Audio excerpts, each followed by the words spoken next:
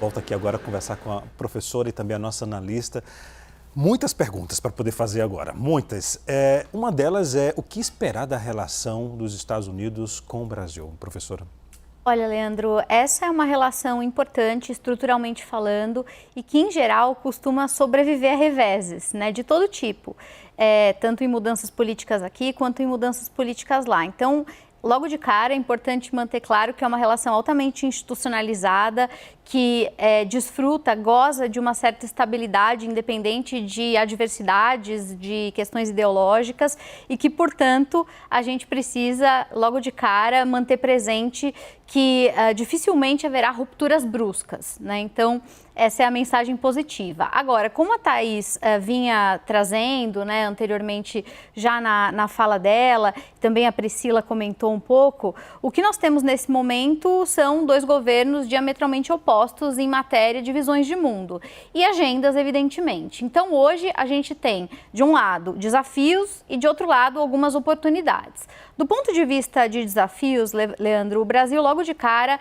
vai ter que lidar com um dos temas mais sensíveis para a agenda Trump, que é uma série de questões geopolíticas. Então, ali moram algumas adversidades difíceis de administrar. Eu estou falando da relação do Brasil com os BRICS, da relação do Brasil com a China, estou falando do fato de que, aliás, a gente mesmo cedia a cúpula dos BRICS esse ano, então vai ter que, de alguma forma, coordenar essa mensagem. É uma mensagem que vem trazendo a questão, por exemplo, da desdolarização, que é um ponto muito delicado para o Donald Trump, e uma das únicas referências indiretas que ele fez ao Brasil, inclusive pelas redes sociais, tinha a ver com isso. Quando começou-se a discutir a ideia de uma eventual moeda comum dos BRICS, ele veio a público, né, dizendo, já eleito, que isso era um absurdo, que na gestão dele os países que eventualmente caminhassem nessa direção iam sofrer com tarifas impostas de até 100%, né, uma medida bastante dura, sem contar, claro, o Brasil também esse ano sediando, por exemplo, a COP30,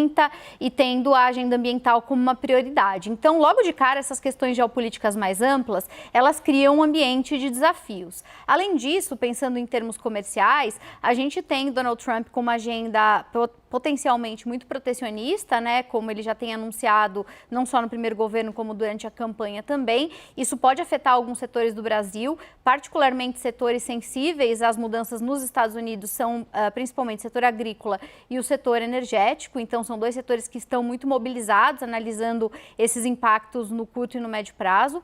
Também, pensando em desafios ainda, a gente precisa manter presente a questão da imigração, em que medida esse volume de brasileiros indocumentados nos Estados Unidos pode, de alguma maneira, sofrer o revés dessas políticas mais restritivas. E chegando, digamos aí, numas pautas mais específicas, a gente provavelmente vai ter algum nível de paralisia em cooperação que vinha sendo feita durante a gestão Biden, como é o caso da cooperação no campo trabalhista e também a cooperação no campo dos direitos de minorias, né? Houve um avanço grande em relação, por exemplo, à agenda negra comum entre os dois países. Agora, nem tudo promete ser desafio, também existem oportunidades, né? Eu tenho conversado muito, principalmente com diplomatas, tanto brasileiros quanto americanos, para entender um pouco onde moram essas possíveis oportunidades, e basicamente o que a gente tem nesse caminho das pedras é um conjunto de fatores. Em primeiro lugar, a gente não pode esquecer que o Brasil detém alguns recursos que são muito importantes para a estabilidade econômica do mundo no médio e no longo prazo. Estou falando de minérios sensíveis, né? Minérios, terras raras, enfim, que são bastante importantes, inclusive na competição com a China, quando a gente pensa em semicondutores e tudo mais, o Brasil é visto dessa forma. A capacidade industrial brasileira é uma capacidade industrial muito almejada pelos Estados Unidos, a nossa cadeia produtiva também interessa muito ao mercado americano, então isso pode ser um ambiente mais favorável para construir pontes com o governo Trump.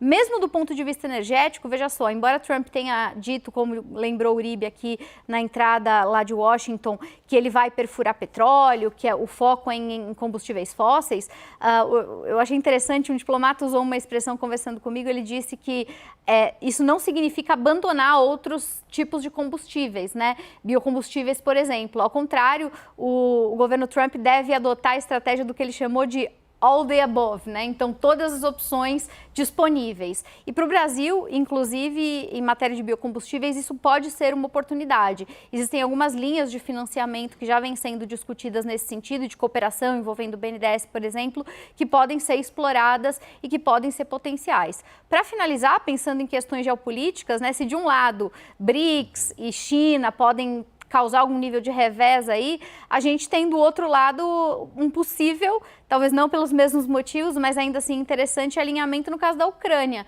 Talvez o Brasil agora passe a ser menos cobrado do que era no governo Biden pelo posicionamento no que tange a guerra da Ucrânia, talvez haja aí um meio de caminho comum a ser construído. Eu diria, para resumir essa ópera, viu, Leandro, que a gente precisa observar na prática, 3 coisas que são as mais delicadas e algumas outras que são as melhores. As 3 coisas mais delicadas são comércio e tarifas, isso vai de fato afetar o Brasil de alguma maneira.